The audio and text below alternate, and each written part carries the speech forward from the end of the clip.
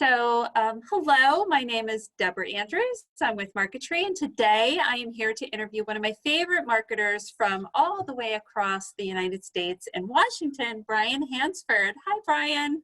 Hi, Deb. Thanks for asking me to have a conversation with you. I'm looking forward to this. My pleasure. My pleasure. So, Brian, I know since I've been following you, you've moved into a new position recently.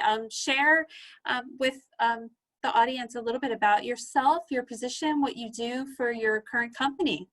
Sure. So I'm Director of Demand Generation at MediaPro, and we provide cybersecurity and privacy awareness and training content and programs for companies to help their employees understand what the threats are that are out there, recognize those, and then also understand privacy and compliance issues to protect their data, protect their organizations, and also to protect their customers. Sure.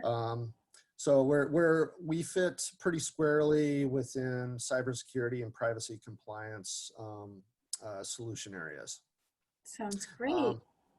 And I just started the end of December. And then before that, I actually worked at a marketing agency for about 7 years, where I was focused on demand generation, revenue marketing strategies, marketing technology, content marketing. I'm very keen on measuring marketing performance.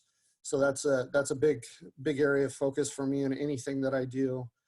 And then before that, I worked for a number of companies like Citrix, OpenText, a number of startups. I started way too long ago, pre-web, you know, when as an inside sales rep in the very early 90s, calling on leads from lead cards and magazines and trade show fill out sheets and stuff like that. So actually We've come a long way. it's pretty amazing how things have changed, but you know, like those experiences that I had early on, they still transcend what I do today, and they help a lot. So offer some perspective. So anyway, that's kind of my background. It's a great background, and you're the perfect person to talk to today. I'd love to spend a little bit of time. Of course, you can't get away from talking about, you know, COVID, the pandemic, the impact that it's having on companies, marketing departments, and individuals. And I'd love to just start out to talk a little bit about, I know you're new to your company. How have you had to change, sort of pivot your marketing focus, your strategy? How has it impacted your marketing department? Yeah, so it's interesting. I started the end of December, and then my chief marketing officer, who's my boss, Lisa Plagemeyer, she started just a few weeks before I did. So wow. We both started at the end of 2019, building a strategy and joining the small team that we had at MediaPro to say, okay, you know, what are our priorities? How are we going to attack these challenges and measure our success? So a lot of what we planned for and started working on right away, we're continuing to work on that in this quarter, this calendar Q2. But we've intentionally focused in some areas that almost have extreme customer empathy. So there were a number of areas that we were focusing on. Everything from we have to do a ton of work and are doing some great work optimizing content on our website for SEO to make it easier for people to find us. Sure. We have a huge body of work of great content, so we just need to make it more discoverable. A lot of the nurture and outbound marketing campaigns needed a dramatic refresh and update, so doing a lot of work there. Also, just finding and using channels that hadn't been used before by the company to engage our audience, and some of them are, you know, table stakes for some companies, but for MediaPro, they were new, and also refining some processes and doing everything from refining processes in our data, and how we manage our data and how our systems are integrated, just to make sure that we're tracking what needs to be tracked and measure the right results and identify where things are breaking down and improve, lead generation, opportunity conversion, surfacing opportunities faster and tracking those the right way. Sure. So that was a core set of things that we had to do in Q1 and we were focused on. In Q2, when our offices and basically when the state was shut down by the governor, we all had to start working remote. We actually had a series of, I don't know, I'm probably going to throw some buzzwords out there, but there were some sprint type campaigns where we noticed right away that people were sending out emails. We're here to help, we're here for you. And, Yes. All these platitudes and stuff that were just cluttering email boxes and stuff like that. And they really didn't mean anything. Mm-hmm. So we thought, okay, with this situation, our audience and our primary decision makers, or a lot of our customers, are they have to make sure that their employees are informed and aware of threats that are out there that could harm their computer networks, that could bring reputational to their companies, and also damage, or release or risk customer data. And when you have people, all of a sudden, tens of thousands and hundreds of thousands of employees that are working from home, thought, okay, our audience, they need some content rapidly that is going to help their employees just get up to speed on some basics on what to do when they're working from home and what not to do and how to recognize some threats. My content colleagues and Lisa, and then we have some great people that develop coursework. In less than a week, we developed a work from home a securely work from home course that we launched to the community. And when we launched it, there's no games. You don't have to fill out a form. It's free. We just have it up on our website, just trying to be helpful. Yeah. And that steered, kind of set the tone for how we wanted to engage our audience. Just to be helpful, but not say that we're here to help, actually do it. Be helpful. Right? Yes, actually do it. Be helpful. Yeah. So we've done that. And then we've also started some community engagement efforts where our audience and our customers, in a lot of ways, they can be very isolated from the rest of the company. Even with a huge enterprise, you can have maybe 1 or 2 or 3 people that are running training and awareness programs for your security organization or compliance. And they have, when they're running those programs, they have to work with groups that are often siloed or outside of the scope of their department. So they can feel alone sometimes. And especially when everybody's working from home and you have this massive challenge and these social upheaval that's going on. And sure. So we thought, okay, let's create some sessions, weekly sessions, where people can just dial in. We'll have a moderated discussion, or what we call Vegas rules, where people can dial in and just have a conversation. We'll pick a few topics. Everybody can just talk and share who they are, where they're from, the problems that they're facing, and how they're addressing those problems. And we started that 3 weeks ago, and the feedback has been phenomenal. That's amazing, Brian. Something so informal, and it's informal, and people they feel the need to just connect with other people, right? So because we're all isolated. So we're actually going to expand upon that.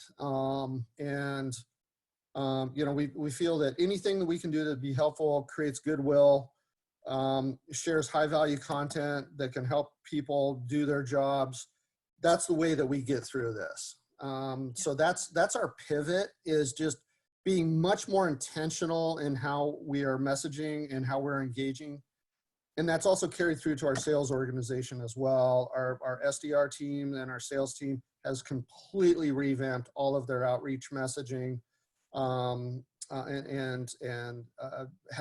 striking a much more empathetic tone in how they outreach, and using the tool and messages, just to say, listen, we understand, but here are some things that we're hearing from other companies that you potentially could find useful in how you're supporting your employees.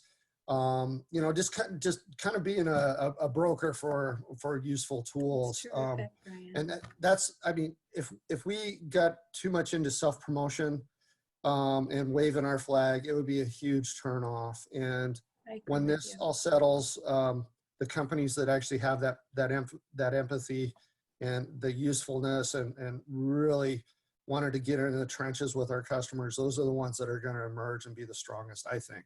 Yeah, I know. It sounds like you're absolutely doing the right thing. It's a lot and align with kind of what I've been putting out as well. It's like, if you have something helpful, share it. Like, don't be shy, but don't just say we're here to help.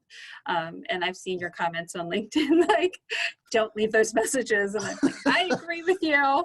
I think you've been putting out some great content. I've been following that, and I'm like, all right, Deb, you're spot on. So it's good stuff. Yeah, no, absolutely. You're doing it. You're living it. I love the communities. I love the community you're bringing together people that feel isolated and helping them sort of like share their concerns and sort of peer-to-peer exchange. That's phenomenal. And it's been one of the things that's been exciting to see is, okay, what I would call the people from the company. So the profile of, I mean, it's the right people that we want to engage with and the companies that we want to engage with. And what one of the things that's happening slowly but surely is these people are talking to their peers at other companies. So it's having a slow kind of snowball effect, which is exactly what we want. Yes. So anyway, we're just gonna, we're gonna build upon that concept. There you go. It sounds like, not that you're taking advantage, but you've made the best of a really unfortunate situation all around, and you're doing what's right by your potential buyer and your current customer base. So that's amazing. Yeah. So you're doing this great work, and marketing in general, I feel like is needed more now than ever. But unfortunately, we read a lot about, marketing is a lot of time the first to go. I think I have a statistic, this company called Fishbowl said 65% of advertising professionals fear layoffs compared to 54% in other industries. Brian, why is that still the case in today's world? I think we still have some of the residue of the old B2B marketing days where there's a Dilbert cartoon where Dilbert says marketing is just liquor and guessing. And I think there's some residue of that still permeates people's perceptions of what marketing is and how they do things. And they're just a cost center and, they spend lots of money. And so I think there's a lot of that. And some of that, I think, unfortunately, gets down to the culture of individual organizations at the leadership level. I mean, when I was consulting for 7 years, and I'm sure you've seen this too, you can just tell where organizations place value on marketing and where they don't. And so sometimes, I think companies where you have people that they just don't feel valued or they feel lost or don't have that strong leadership, they're probably the ones that feel the most at risk. Others, I lived through September 11th in 2008, like many people, and September 11th for me in particular was probably one of the roughest patches of my life, personally and also professionally. And I think the key for marketers now to get through this is, first off, continually develop ideas. Always be looking for new ideas to engage with your market and to add value for your customers and help build pipeline. Now, and the other thing too, I think that is really important for marketers. It's easy to get frustrated in situations like this, but you got to have the right mindset because in good times and in bad, regardless of what HR does, marketing pretty much sets the culture and the tone, or can very heavily influence the culture and the tone of an organization. And I think if you have that can do, we're here to actually make things happen and get through this, that leadership type mentality, that will help marketers get through that. And then, just me as a kind of a pipeline marketer, I'm very focused on results. So if you're in a marketing area that that may be, kind of on the fringes, that are a little bit harder to measure results on, and that every department can have some of that, but focus on where you can really engage and say, okay, what can I do to help drive results here? Here are some ideas that I have. I want to contribute to this team. Just be incredibly proactive in areas where where the marketing team is going to need some help. People that have a negative attitude, just like anybody else, say, man, I'm too busy. I'm already too busy. I don't know what I'm doing, or anything else like that. Those are the ones that may be higher at risk in that 54% or that 65%. Sure. So got to have the mindset, focus on the results, and take that leadership mentality for the rest of the organization, and say, we're going to get through this, and this is what marketing's doing to help lead the rest of the organization. I love it, Brian. Thank you for sharing that. I'm sure that's going to be very helpful for a lot of marketers out there they're a little bit concerned or worried, or even if they have lost their job, as to where they might focus kind of moving forward. Yeah, listen, it's a tough time. I get it. But I also think that there's going to be a lot of opportunity on the back end of this, because there's going to be a lot of lessons learned, and in some ways it's probably a good forcing function correction that'll help us get better. But just focus on those results, have the right mindset, and get through it. You'll get through it. We'll get through it together. In it together. All right. Yes. So I've been following you for a very long time. You mentioned a couple jobs back ever since you were at Heinz Marketing. So putting the pandemic aside for a moment, what are you excited about marketing in 2020? Like, what are your tried and true that you're going to double down on, and what sort of new things are you going to be looking to do? Yeah. So, one of the things that, and it came about because of the pandemic, the community marketing that came up, and what that's turned into, purely circumstantial. I am incredibly excited about that, because that's something new that we didn't plan for entirely. There were some customer advocate type programs that we were looking at, but just the simple way that we've approached this and the response, that's something I'm really excited about. We've had to pivot away from events like most companies have had to do. So we have looked at channels that are helping us share content, share high value content to the right audience, and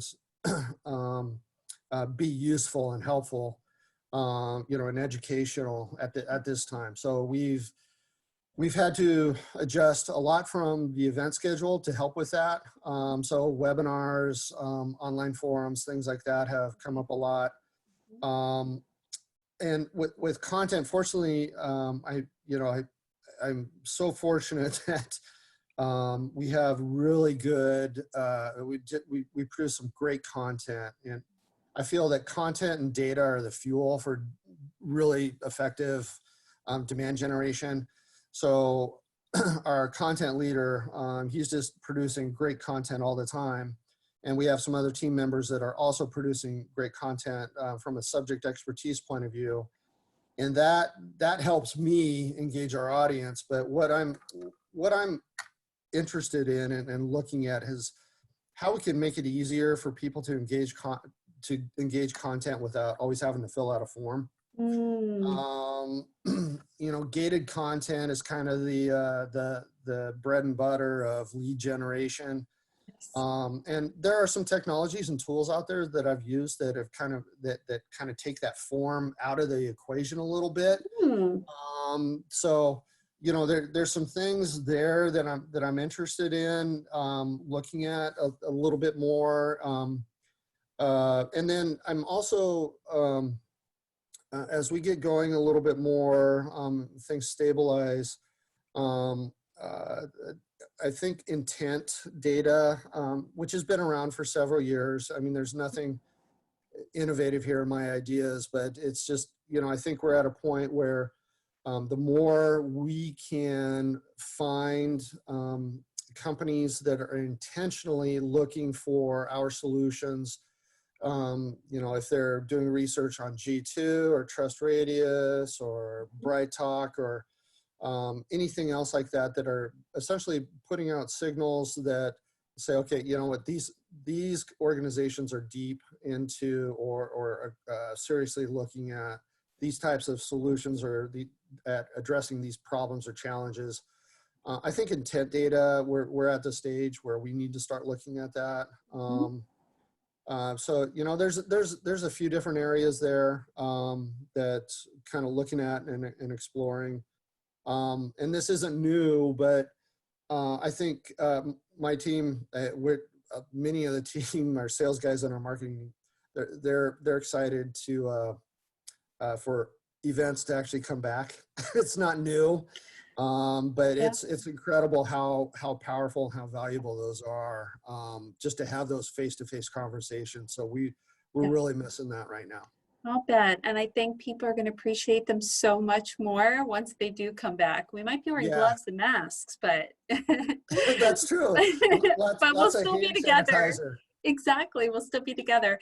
Hey, just a follow up on that in terms of like the tools that you're using, because I think marketers do struggle with, especially right now, gating content or not gating content, and trying to be helpful.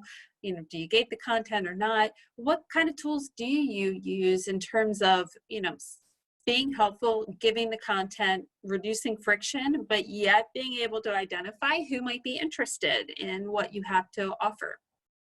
Yeah, so our stack, the tools that we're using, we have a fairly traditional marketing stack, marketing technology stack. So Marketo and Salesforce are our core technology tools that we use.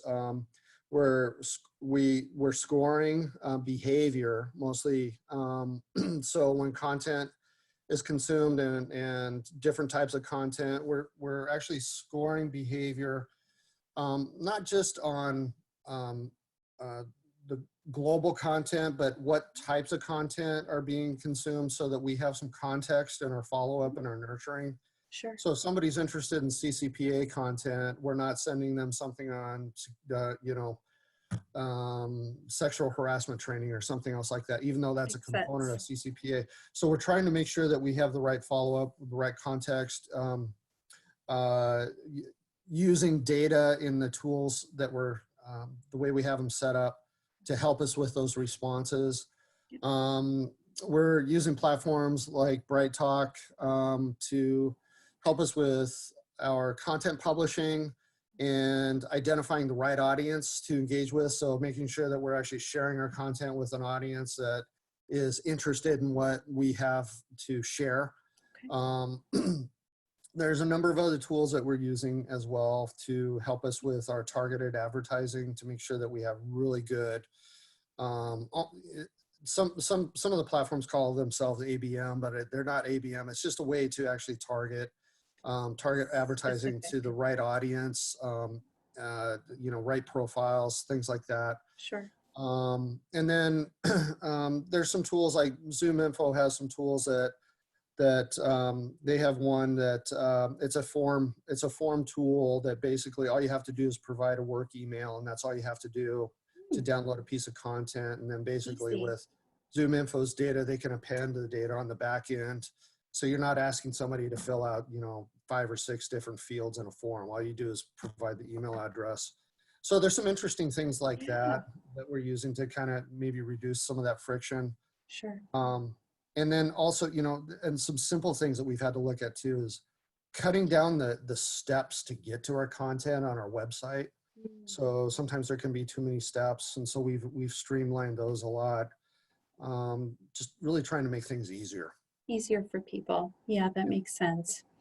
Well, Brian, thank you so much for joining me today. This is my first call, and you were the first person that I wanted to talk to. And it sounds like you're doing some really good things and being highly resilient in this really tricky time. And I wish you all the best. I wish you well, and we'll keep in touch. Thank you again.